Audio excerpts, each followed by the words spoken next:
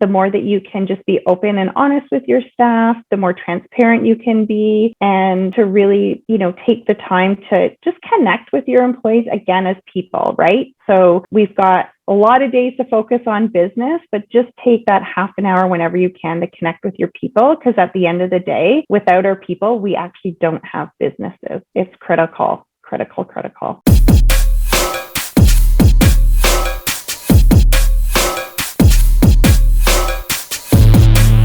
Hello, profit-first entrepreneurs and thought leaders. I am so excited today because we have a very special guest, and we're going to be talking about some of the things that, we've been hearing entrepreneurs talk about for a while. The Great Resignation, PTSD from having the most incredible opportunities in terms of sales, but then not having enough people to do the work or not being able to find people to do the work. And I'm really excited today because we have a special guest by the name of Sarah Barkwell. Now, Sarah is the founder and CEO of a company called Eyes on HR Consulting Solutions Corp.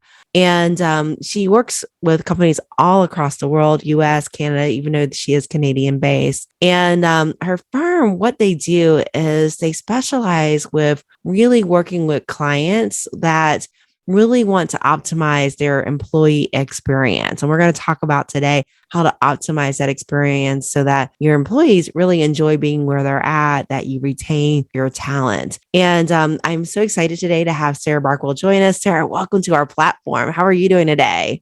I'm great. Thanks, Susanne. Thanks so much for having me on your podcast today. So excited to be here. Well, we're excited to have you. I know we really sought you out to really get all those great nuggets that you have in your head with experience, because that's what you do. You work with companies to optimize your employee experience, to increase the employee engagement so that, obviously the great thing that follows employee engagement is, longevity and productivity as well as profitability. So this is a very, very important conversation. So, Sarah, first of all, I'd like to start with just telling us a little bit about you. Tell us about your experience and why this area is just so passionate for you. Yeah, absolutely. So I started out in HR way back in my sort of early 20s. So I have over 20 years of experience in terms of an HR background. And it's always been a passion of mine. I mean, I love people. I love talking to people. And at the end of the day, really solving their problems. And so becoming an HR entrepreneur and consultant has allowed me to not only focus in on sort of the HR space, but it's really partnering with my clients and understanding specifically their business, what are their pain points, and at the end of the day, what are their strategic objectives? So not only am I focused on the HR piece, but I'm really helping them move their business forward through their talent and through their people. I love it. Yeah, thanks. So tell me about what are some of the challenges you've seen in your clients in the industry with employee engagement and really with the low productivity or profitability as a result of it? Absolutely. So one thing that's unique about Eyes on HR is we are very focused on helping our clients understand the distinction between employee engagement versus employee experience. And although the two of them go hand in hand, employee engagement is really about, how do you measure, how do you quantify how your employees are feeling connected to your organization in terms of them feeling valued and interested in wanting to do the work that they're hired to do. Versus employee experience is tied to that, but it's a bit different. It's understanding what is it like to actually be an employee in your company throughout the entire life cycle that they are with you. So everything from when you actually go out to market to look for that talent. So, how many employers actually know what the different job boards say about their company? Do they have positive reviews? Do they have negative reviews? So Indeed is, a top recruitment or hiring engine. A lot of them have, out of 5 stars, how is your company doing? Do you know how your company is doing and why maybe the outside market perceives you the way they do? And that's all tied to your employee experience. It's your employees whether they're currently with you or whether or not they have recently left you, it's them that are posting those comments and their feedback and providing those ratings out in the open market. So it starts right from understanding what is it like to actually go out there and sort of market your business to potential new hires, right through to the recruitment process. How does it feel as that hire when they submit their application? Do they get any type of response? How long does it take them to get a response? How many interviews do they need to go through, and how much time does it take? So we've definitely seen recently a lot of employers struggling in the Great Resignation, trying to replace that top talent. If they haven't really tightened up their recruitment process and made it focused on that talent that they're trying to attract, they are losing candidates fast and furious. So if it's taking 4 weeks for you to, do all your interviews and finally send out that offer letter, you could be having numerous candidates turn down your offer, or just losing them by them saying, unfortunately, I've accepted an offer somewhere else. So, goes through that recruitment process, and then it's onboarding. And it's such a unique time. And we've come out of this pandemic. People are still working remotely. So how do you onboard this person into your company when they haven't even stepped into an office? And they may never step into an office, right? So you have to think about who's going to greet them, who's going to train them, who's going to teach them about the culture of working for your company when they may just be sitting in their bedroom at home. So what does that feel like? What does that look like? It's all of these little steps and processes that are so key to really nailing and understanding what it's like to be an employee. And at the end of the day, if they feel valued, if they feel like they're listened to, if they have the communication and the knowledge that they need to do their jobs and do them well, those are the people that are going to stay with your company at the end of the day. And when they exit, what does that process look like, right? So are we paying their final paycheck on time? Do we actually ask for their feedback before they leave? Do we do an exit interview with them? How do they share their ideas and suggestions? And then what do you do with that information? Does it go into an old style filing cabinet and no one does anything with it? Or do you have someone on your team that actually reads that feedback and says, hey, I'm seeing a trend here. I think we need to look at this as a business and pivot and make some changes because our employees are telling us something specific. I love it. That's what employee experience is all about. And that's what we do at Eyes on HR is we work with our clients to understand their business and all those little intricacies that are happening now and how we can help them just be better and improve their overall experience so that their employees stay and they attract the top talent that they're looking for. I love that. I remember like a few years ago, prior to 2020, the recommendation was to take your time with hiring, to make sure that you get the right one. And although that's important still, because the longer you're with someone, the more you get to know them, you really have to sharpen your eye now to go, okay, this is an A player and this is going to go fast. And really knowing when, first of all, just getting clear on what you want before you even begin so that when that person walks to the door, they probably won't stay around for a couple of weeks, So you got to be able to recognize it really quick when that right person walks to the door. So let's talk about optimizing that employee experience. What are some tidbits that you can share with our listeners and our viewers on how to optimize that employee experience? Absolutely. I think that it comes down to really first making sure that you have a really good foundation. So as any business, it's key to make sure that you have some, basic processes and programs in place. So you should have, even if it's a simple onboarding program, it should be a process that everyone knows what their role is. The hiring manager knows what their role is. The new employee knows what their role is and what to expect, right, in their first couple of weeks of work. Everything from even if you have people doing some training, maybe it's some coworkers that are doing their training and onboarding of this new individual. What's their role? So it's really important to start out just to make sure, do I have the fundamental basic processes in place? And if not, let's identify those gaps and let's look at what's the impact of that gap, not only on the employee or the new employee, but on the business as well, right? So if you don't have proper training, therefore people are not going to be as effective as they possibly could be in the role that you've hired them. If they're not sure, who do I reach out to? What's expected of me? What am I really supposed to be achieving in my role? And how does my role actually link to A, my department, and B, the broader company and what they want to achieve going forward? So it's really important that let's start with some basic processes, make sure that those are in place, and then let's start measuring. Like, let's look at our current employees. What's their feedback? Have we asked for their feedback on some of those key processes? Do we know what they value? Everything simply from maybe their benefits program. Like, are we offering a benefits program that they truly value, that they want, and that they're actually utilizing? Or are we spending money, to have a program that maybe there's only 50% of the population that's actually utilizing? So the other 50% of your population is probably not feeling too engaged if they're not even using the program, right? So let's start doing a little bit of a pulse survey, start checking in and understanding, let's take some metrics and let's figure out what our baseline is.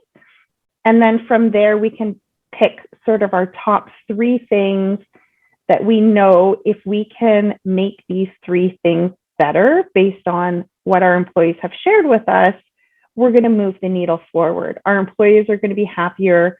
They're going to be more engaged, which at the end of the day means they're more productive.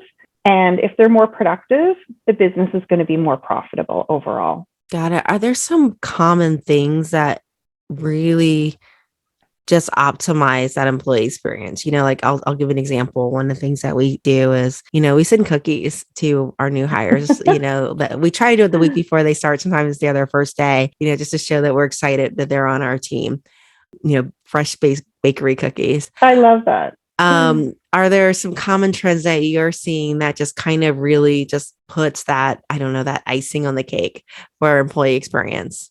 Yeah, absolutely. I would say some common trends that really help put the icing on the cake is making sure that you actually assign them a buddy and that they know that this is their buddy and the buddy knows that they're their buddy. And what I mean by that is that one person that they can contact at any time to say, hey, I'm stuck, or I have a question, or who do I reach out to in the organization to ask this? So it's really critical that when you're onboarding someone, especially if they're working remotely, that they know who their support system is.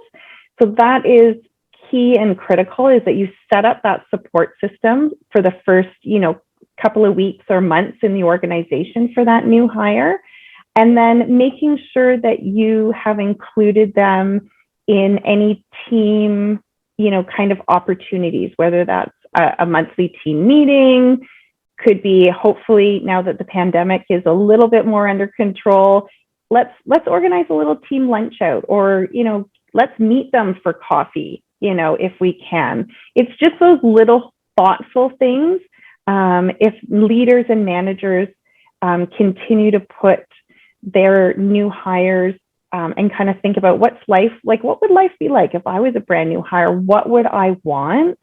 And what would make me feel really accepted and valued? If you can implement those things, they're often really small, but they're really meaningful to that new person who's joining your organization.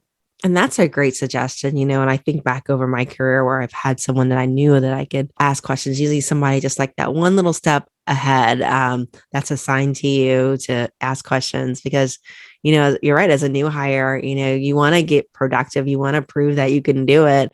Yeah. And, to have someone that, when you have questions and you're wanting to run a mile, to be able to run and do that with that means a lot from that experience. So that is really good. And it's interesting that you say that because, I was reading an article, forgive me, I forget where the article was, but yeah, they were talking about all these new hires that were hired just out of school, and they were complaining because they had nothing to do. They had no one to ask questions. No one was giving them assignments. They were like, read the handbook, getting things that are meaningless tasks or what felt like meaningless tasks. And, within a few months, those people put in a resignation. They're like, well, I feel like I'm kind of wasting my time. people need to feel like they're appreciated. So that's really, really good. Sarah, what other things are you seeing that really put that cherry on top of that employee experience? Yeah, absolutely. I think the critical thing is when it comes to leadership is having, a set time and a set day, whether it's weekly or bi-weekly, whatever works best for you and your team or those employees that report to you, to sit down and have focused time to talk to them about how are they doing. It's a check-in. It's not a work meeting. It's not like, let's run through your to-do list and see where you're at on it. But it's actually a separate meeting to just check in with the person to say, hey, how's it going? How are you feeling about things? What's bugging you today about your job? Like, what are you loving today about your job?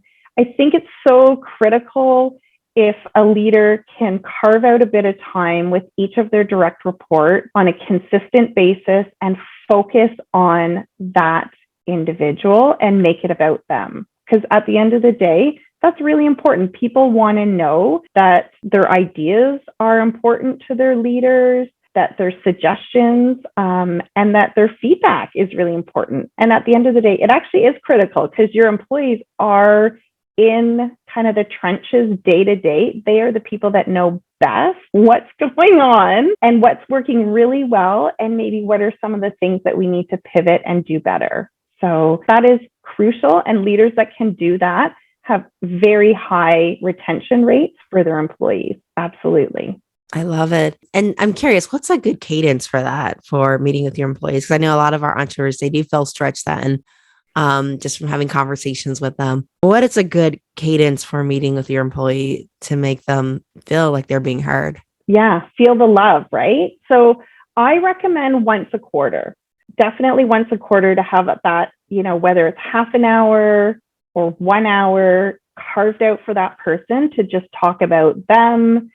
How's it going in the role? Is there any career development that they want to have happen? What would that look like? What do they need from you as a leader to continue to support them? If a leader can once a quarter do that, I really think it helps drive home that the employee is valued. And at the end of the day, their experience, again, this is them in the life cycle of, being an employee at your company. That's going to hit home really, really big. And yeah, absolutely. So once a quarter then. Well, I'd say once a quarter. Yeah. I think that we can manage that. None of us have 50 people at once reporting to us, hopefully, and only us. So I think once a quarter is very manageable with that. How long does that meeting need to be? I would say the meeting, half an hour is ideal. Maybe an hour maximum, especially if you're going to start talking about some deeper, bigger things like career advancement, growth. If you're putting them on some sort of career development plan, you might need a little bit of extra time to kind of get into the details of that. But, if you're just having a really good check-in with the individual, 30 minutes, I think is perfect. I think that's great. Yeah. And that brings up another point too. A lot of times we have to look at the ratio of how many people are reporting to us, because one, it's harder to review work when you have a lot of people reporting to you. And it's also, interesting because to give that attention, there has to be a good ratio. What is the ratio that you recommend from reporting from a manager perspective to team members? Obviously, it would depend on the type of role or what the people are actually doing. But typically in a professional level setting, I would look to no more than 10 direct reports to a single leader if they're in a professional level position. If you're more into, people working maybe in a manufacturing setting, maybe they're more at an hourly or an entry level position. You might have a few more people reporting to a leader, maybe 15. But I would say no more than 18 or 20, because that becomes to be a bit more unmanageable in terms of really being able to spend some time and connecting with the people that report to you. But to me, a sign of a good leader is someone who can delegate to their team, right? Like that's the whole point. You have a team as a leader, is to be able to support them, answer questions that they have, put together the strategic direction that you need them to understand, and for them to build their work around that strategic sort of outlook so that you're moving things forward. But ideally, as a leader, you're not doing everything, because that's why you have a team, right? So we have to make sure that we carve out enough time for our staff to really engage and get to know what's happening in their world. Definitely. There's some really good tidbits there with that. Now, I know one of the challenges that a lot of leaders have is giving negative feedback, right? Giving those Right. opportunities for improvement, especially it's even more sensitive right now, right? With the options being open with the Great Resignation. Do you have tips for giving that negative feedback? Yeah, absolutely. Well, first, in HR speak, we like to call it constructive feedback. So it doesn't sound so negative.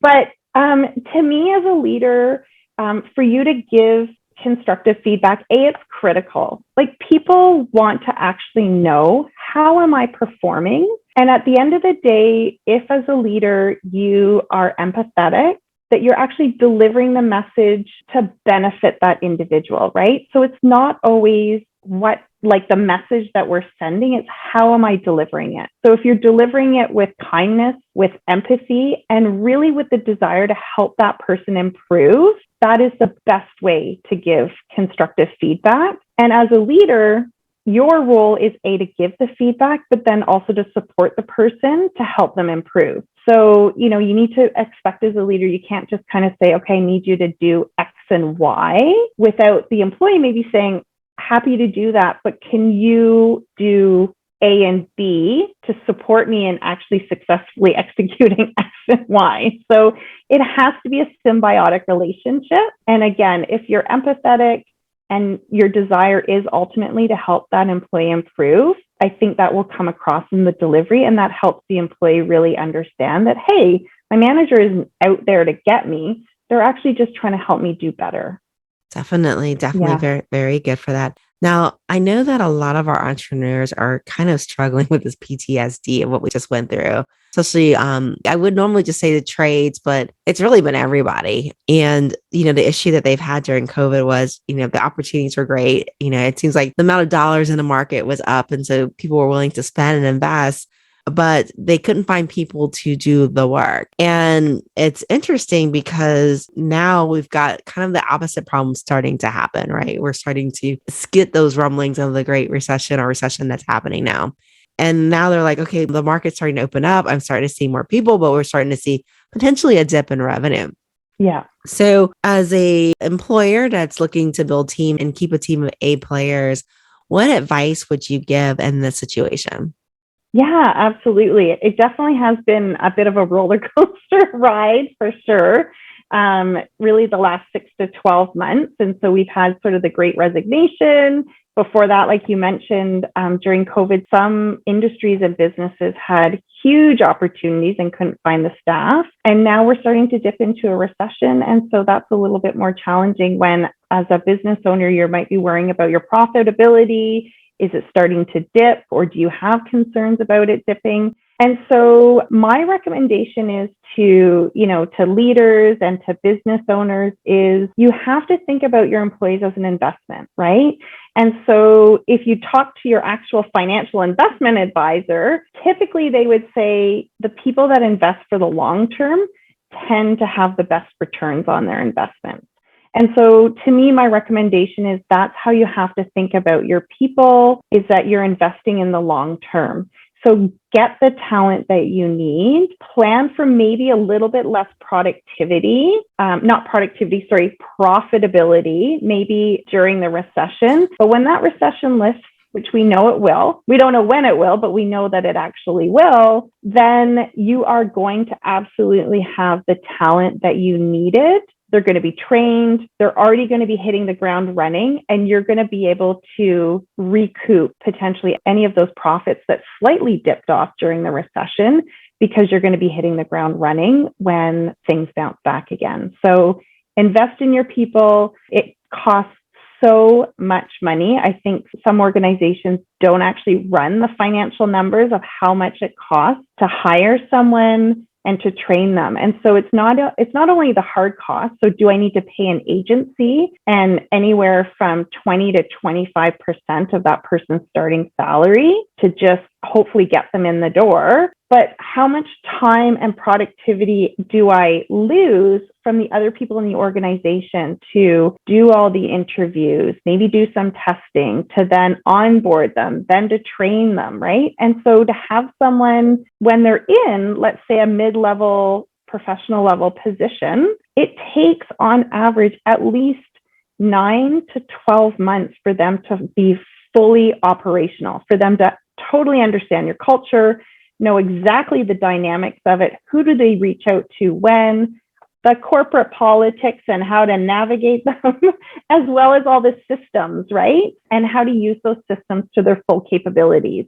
So when you look at it that way, to me, it just makes sense to really figure out, what do I need? Who do I need? And let's get them in the door, even though we may be heading into a bit of a recession. Right. So we can keep growing. And also it's a great time too, like Sarah, is like you mentioned, is to, since you're investing, to be selective, because if you're seeing a more availability in the market, to start to go back and take more time with hiring and make sure that you're bringing in those A players that you're going to want to keep for 9 months, or through the recession, right? And That's invest right. so they can be cranking at the end. So this is that time to, if you've got some of those C players in there, or those that may not be performing well, to start coaching them in a different direction while you recruit those A players, because you're using such great onboarding skills that you learn here today There with you that. go. Absolutely. Any thoughts on the Great Resignation?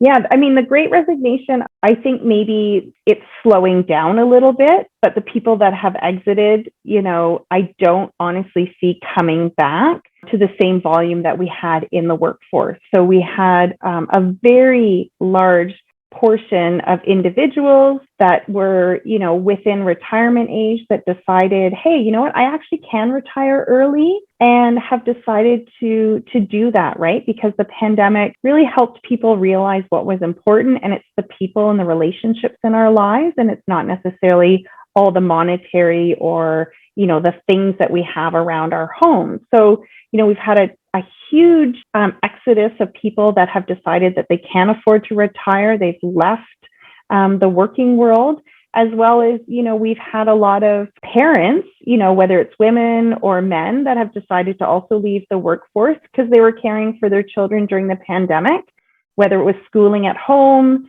and childcare, and have actually decided not to come back to the workforce as well. And then you have everyone else who's like, I'm not happy here today. I'm going to go see if the grass is greener on the other side. And so we've had all of that movement as well. So a lot of the resignations have maybe happened, but we are still stretched for talent in really all different areas and industries worldwide. So it's going to be tight, and I don't see it really fixing itself anytime soon. Yeah. Got it. So retention becomes more important then, and optimizing that experience and making sure that your employee, I'm a stress the word, feels heard. That's right. And appreciate Absolutely. Absolutely. And maybe building some of those programs, right, to help your internal talent get more skills, get more training, so that you can promote from within. And again, continue to keep that critical knowledge that someone develops over time with your organization in-house. And then it's a win-win. You've got that talent, you've got that knowledge, and then you're giving them more skills, more opportunities, and that you're growing their careers as well. So it really is a partnership. And companies that can do that are going to be the most successful and the most profitable at the end of the day. And I want to ask you that question too, because the reality is some of our audience is going to experience the recession if and when it occurs. And for them, it's going to mean that they're going to have to make some hard decisions. Yeah. And they may have to make some cuts as a result of decreases in revenue that may happen. Any tips for letting people go and reducing that workforce? Yeah, absolutely. As a leader, when you're faced with those really, really difficult decisions, I think that you want to do is start with the end in mind. And so really understanding, where's the business today? where do we need to get it to? So if we are, losing money and our revenues are down, what are the key functions of the business that maybe are as recession proof as possible? So let's focus on those key functions. And then who is the talent that we need to keep those key functions going and really working effectively? And then once you've mapped that out, you can kind of look from there, okay, from the people on my team, what does this mean for them? And then how do I approach that from a very empathetic position? Because it is so, so difficult as a leader to have to make that difficult decision and deliver that really difficult message. And also, obviously, really difficult for the individual hearing that message. So as a leader, when you're downsizing someone, you definitely want to work with, if you have an HR professional, you want to partner with them to really make sure that the package that you're putting together for that individual is equitable and that you're hopefully setting that person up for success as you're putting them back into the workforce. And just again, coming from an empathetic standpoint and trying to do the best that you can in obviously an extremely difficult time and difficult decision to deliver. Oh yeah, definitely.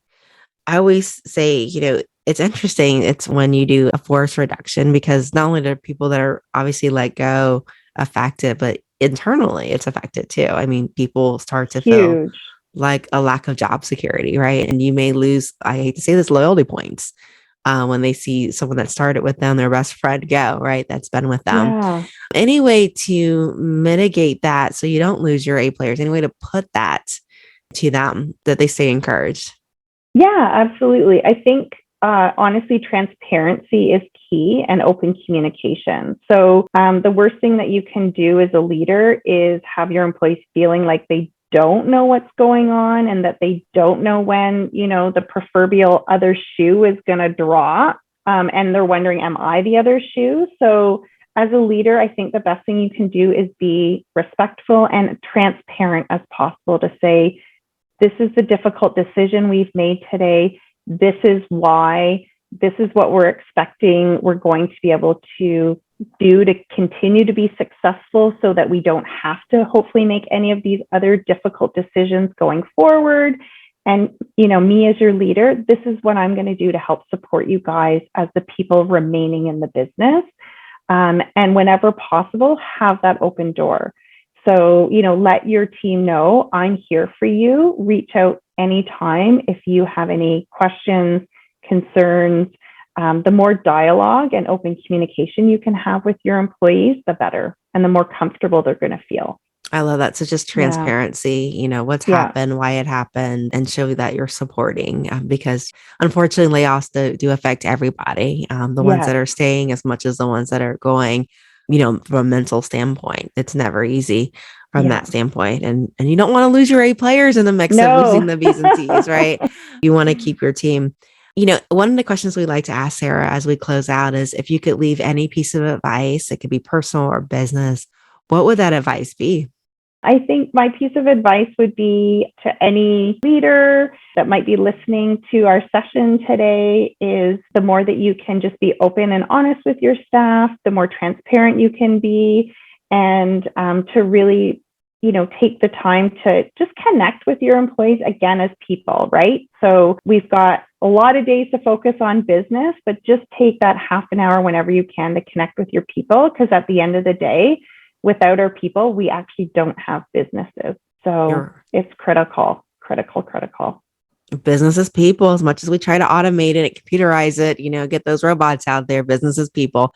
That's right. That's right. On all ends, we're sandwiches with the people, and users are people in the middle, people. That's right. Sarah, how do our users and listeners, how do they get in contact you to work with you to learn more?